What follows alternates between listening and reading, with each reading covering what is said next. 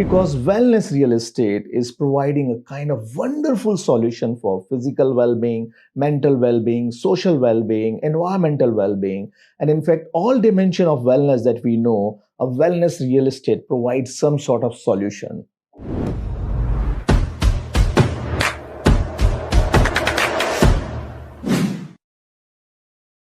I first would like to thank all the organizers to invite me for this wonderful journey of discussion about the wellness and medical tourism and all. I actually belong to both industry. I do consult in medical tourism as well as in wellness tourism. But today my topic is more specifically on wellness real estate. We heard some other speakers talking about the wonderful definition about the various wellness trends and how these wellness trends are changing life and how these are becoming more important. And within those trends, one trend has become very important, which is the wellness real estate.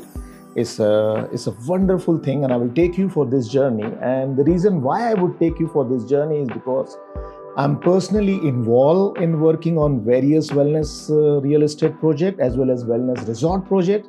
So I kind of have a fairly good understanding that what are the needs which are driving the growth of wellness real estate industries.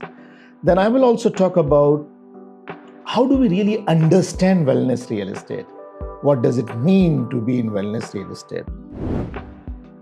So let's talk about some fact. It's surprising that US alone spent $8 trillion on unhealthy lifestyle related chronic disorders and activities, and often they come from unhealthy homes and the way we live the life, and $8 trillion is a massive expenses.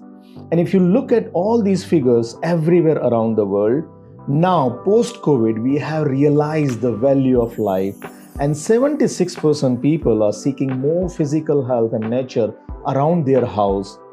11% to 20% people are suffering medical condition and they visit more doctor because of just poor house condition, poor home conditions. In Europe alone, 40% people are suffering with asthma because of just home-related environment which are not really helpful for them. And what it has done then post-COVID, we all realize that it's not objective. We heard Anna talking about this specifically, that now we want to live quality-oriented life. Of course, we have aims and goals and objectives to achieve, but we do not want to compromise on the quality of life. And these research reports, wonderful research from some institutes says that 80% are willing to pay more if they get the wellness certified building. And 93% says that wellness is important to them, and especially people who can afford more than $50,000 household income and all.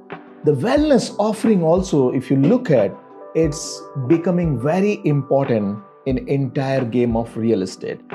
Because wellness real estate is providing a kind of wonderful solution for physical well-being, mental well-being, social well-being, environmental well-being, and in fact all dimension of wellness that we know, a wellness real estate provides some sort of solution.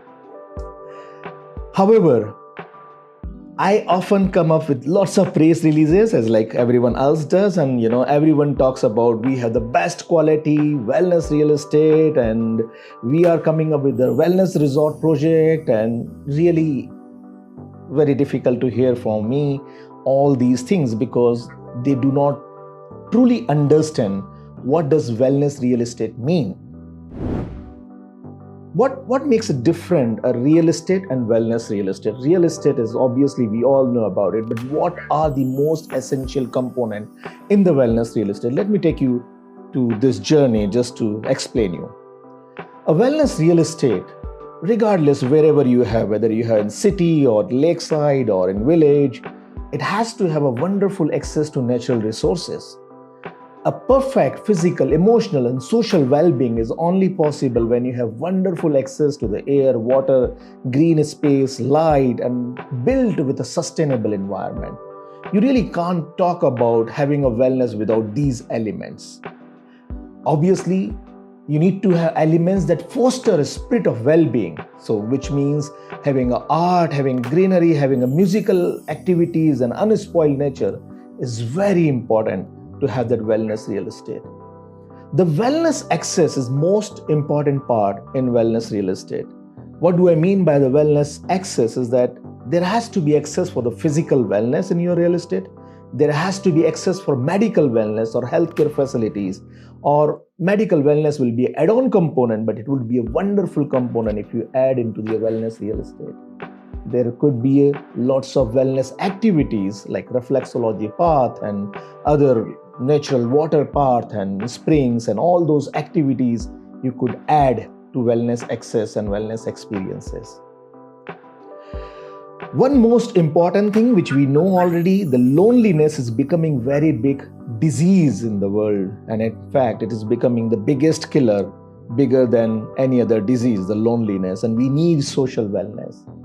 And the best way to do the social wellness is to have cultural recreation programs, to have gatherings, festivals, activities, cultural fairs together. And the best place to do it is within the society, in a compound, in a real estate environment. So whenever we talk about wellness real estate, we must talk about cultural recreation and social wellness. And if you are planning to build, or if you're thinking to invest into wellness real estate industry, you must think about having this cultural recreation into the game. White noise and calmness, and in fact to be precise, calmtainment, calming entertainment is a big word now, and wellness really cannot be complete without healing sound and white noise and fostering serenity in the sound element. Senior living and care offering, we heard Anna talking about the love, the important component of love. In fact, I will go a step ahead. More than love is about compassion, about care, about how do you offer to the people who they need most. And wellness real estate cannot be complete without offering that care component, the love component, that compassion component for the people who they need most. And this is very important for the future growth. Then the biophilic design. We have heard a lot about the biophilic design. I will take you to the journey of biophilic design from my perspective. And I have very simple definition in my mind that bringing natural world into the built environment. This is what biophilic for me. I consult many wellness resorts these days. I travel across the world, and I am trying my best to tell them how you mimic the natural environment into the built environment. In a most simple language for me, biophilic design means the moment you walk into the built environment, you should feel that you are in a natural environment rather than a built environment. And all these elements, color, water, air, sunlight, plants, animals, or natural material, they all play very important role in a biophilic environment and biophilic design. We can mimic these beautiful legs, arches, animal morphs, and everything. We can mimic design as nature provides us. Nature is beauty with this chaos and things here and there, and we need to mimic those elements. So if you're planning a wellness real estate, I strongly suggest that you should have these elements within your wellness real estate. Whatever you do it with wellness real estate, you do it for the selling the resorts or selling the components or maybe cottages or activities, but these are very important elements that you want to put. Your visual element, audio element, presence of water, light, thermal, the time, the prospect of refugee, and everything display very important in a biophilic design.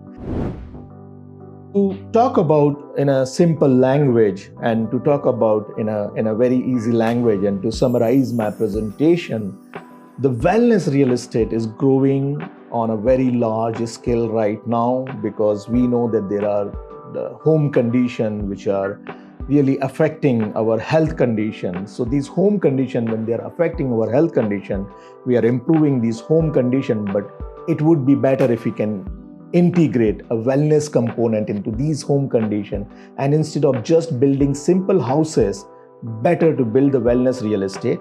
As the industry is growing tremendously, We saw some of the presentation where they talk about the wellness trends are growing. People are going for massages and treatment and therapy and all.